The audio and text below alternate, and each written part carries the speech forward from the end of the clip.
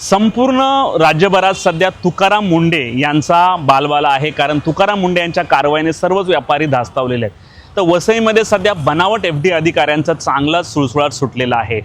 एफडीएचे बनावट अधिकारी फिरून फिरतात, गाड्या घेतात, त्याच्यावर लोगो लावतात आणि दुकानदारांकडे जाऊन हायजिनिकचा पुरावा मागतात, एक्सपायरी डेटचा माल दाखवण्याचा प्रयत्न करतात। अशाच बनावट एफडीए अधिकाऱ्यांविरोधात माणिकपूर पोलिसांनी गुन्हा दाखल झालेला आहे। ही घटना आहे 23 तारखेची। 23 तारखेला वसईच्या स्टेला परिसरात मोरबी स्वीट आहे। या स्वीटच्या दुकानात विजय जाधव हा आरोपी आहे आणि स्वाती तुळसकर हे आरोपी आहे आणि आणखीन जवळपास 5 ते 6 आरोपी आहेत। हे त्या ठिकाणी गेले आणि तुमच्या इकडे कुठल्याही प्रकारची साफसफाई नाही, हायजेनिक नाही असं सांगितलं आणि त्यांच्यावर कारवाई करणार, तुम्हाला मीडियामध्ये आम्ही पाठवू, आम्हाला तुकाराम मुंढेंकडे आमच्या टीमचे आहोत असं त्यांना दमदाटी घेऊन धाक दाखवला।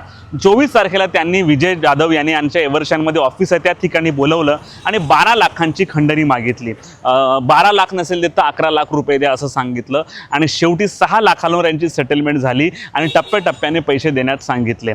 परंतु दुकानदाराने जे आहे माणिकपूर पोलीस स्टेशनमध्ये तक्रार केली। पोलिसांनी विजय जाधव, स्वाती तुळसकरवर गुन्हा दाखल केलेला आहे। विशेष म्हणजे विजय जाधव हाच आहे, याच्याकडे महिनाभरापूर्वी बोरवलीमध्ये एका हॉटेलवर त्यांनी अशाच प्रकारचं कृत्य केलं होतं आणि बोरवलीमध्ये देखील त्याच्यावर हा गुन्हा दाखल आहे आणि तिथे देखील स्वाती तुळसकरवर गुन्हा दाखल आहे। ह्या दोघं सध्या हा विजय जाधव सध्या तुरुंगात असल्याचं बोललं जातं आहे, कारण त्याच्याशी संपर्क होऊ शकला नाही। त्यामुळे ह्या दोघांनी वसई विरार परिसरात अनेक जणांना लुटलेलं आहे। त्यामुळे तुमच्याकडे जर असे बनावट एफडीएचे अधिकारी आले तर त्याची आधी खात्री करा, त्यांचा आयकर चेक करा, माहिती घ्या आणि नंतरच त्यांच्याशी काय असेल त्यांच्याशी संभाषण साधा। तुम्हाला थोडा जरी डाऊट आला तर तुम्ही ताबडतोब जे आहेत की लोकल पोलीस स्टेशनला फोन करा, कारण असे बनावट अधिकारी आसपासच्या परिसरात फिरतात आहेत। HP साठी प्रवीण नलावडे, वसई।